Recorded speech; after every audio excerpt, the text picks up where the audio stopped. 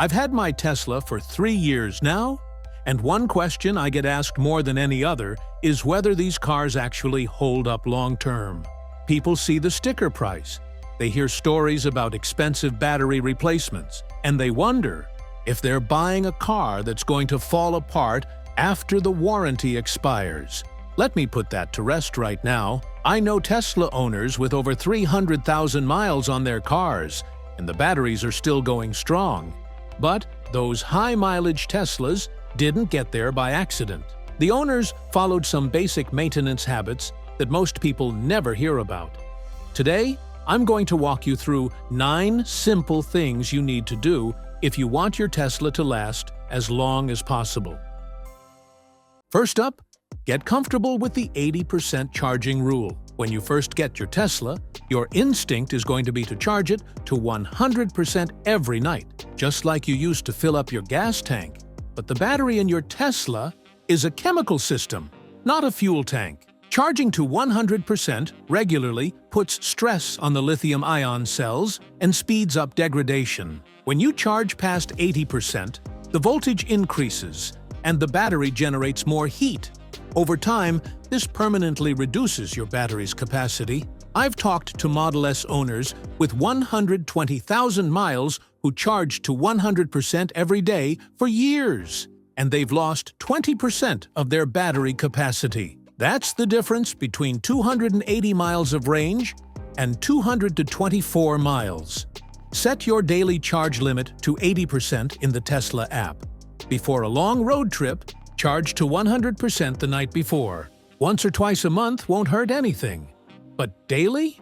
That's going to cost you range down the road. Keep your battery between 20% and 80% for normal use. Second thing is the 12-volt battery. You bought an electric car with a massive battery pack, but there's a tiny 12-volt battery under the hood that controls everything. When it dies, your car becomes a brick. The 12-volt battery powers the computers, the touch screen, the door locks, and the contactors that connect the main battery. If it fails, nothing works. The average 12-volt battery lasts 3 to 4 years, but in Teslas, they tend to fail closer to 3 years because the car is constantly drawing power, even when parked. Replace the 12-volt battery proactively at 3 years. The battery costs around $100, and you can swap it yourself in 15 minutes, or pay Tesla about $250 for mobile service. Compare that to being stranded and paying for a tow truck.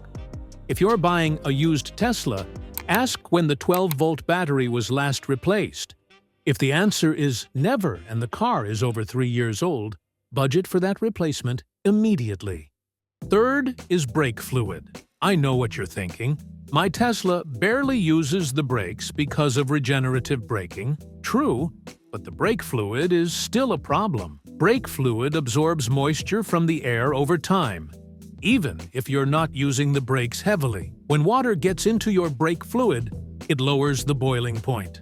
In an emergency stop, especially going downhill, your brake fluid can overheat and create vapor bubbles. Your pedal goes to the floor, and nothing happens.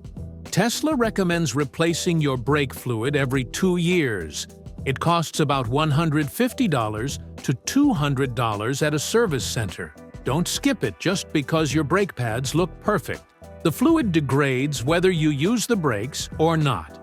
Number 4 is tire rotation. Tesla's instant torque destroys tires faster than any gas car I've ever owned. Rear-wheel drive models wear the rear tires way faster. All-wheel drive models wear the fronts faster. Uneven tire wear doesn't just mean you replace tires sooner. It also kills your range. Tires with uneven tread create more rolling resistance, which drains the battery faster. Tesla recommends rotating your tires every 6,250 miles. A tire rotation costs $50 to $75 at most shops. Compare that to replacing all 4 tires at 40,000 miles instead of 60,000 miles. And you're saving $800 to $1,000. Check your tire pressure monthly too. Even 5 psi low can reduce your range by 3% to 5%. Proper tire pressure is the cheapest range boost you can get. Fifth is your cabin air filter. When it clogs, it puts strain on the HVAC system, and that system costs over $15,000 to replace if it fails. When you ignore the cabin filter, your airflow gets weaker. You crank the fan speed higher, and that makes the blower motor work harder. Over time, that can burn out the motor. A clogged filter can also cause mold and bad odors. Tesla recommends replacing the cabin air filter every 2 years, but I replace mine every year. The filter costs $25 to $50, and it's one of the easiest do-it-yourself jobs on a Tesla. If you pay Tesla to do it, expect $75 to $100. Number 6 is about supercharging. Supercharging is amazing, but you need to understand how it affects your battery. Supercharging generates a lot of heat, especially when you charge past 80%. The charging speed slows way down after 80% because the battery management system is protecting the cells. Between 0% and 80%, a supercharger can push 150 to 250 kilowatts into your battery.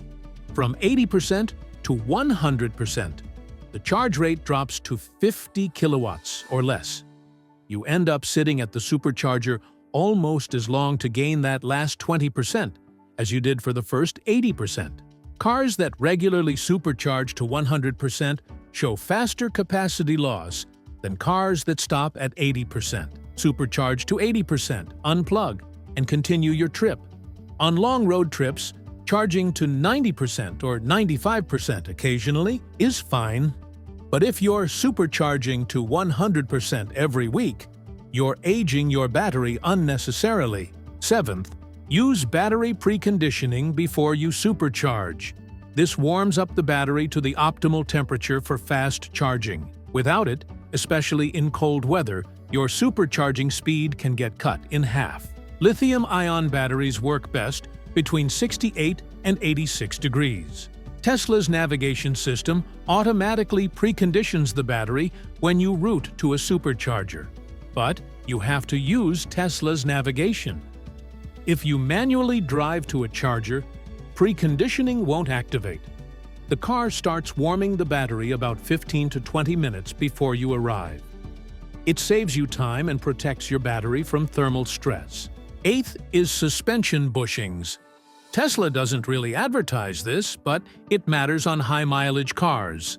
Tesla suspension uses polyurethane bushings in the control arms, and they wear out faster than traditional rubber bushings because these cars are heavy. When bushings wear out, you'll hear clunking noises over bumps. The steering will feel loose. You'll get uneven tire wear. Have your bushings inspected at 100,000 miles and budget for replacement around 125,000 to 150,000 miles. A full front suspension bushing replacement costs around $1,500 to $2,000 at an independent shop. Number 9 is software updates. Install them as soon as they're available. Tesla software updates often include improvements to battery management, charging algorithms, and thermal management. Over the years, Tesla has released updates that actually extend battery life.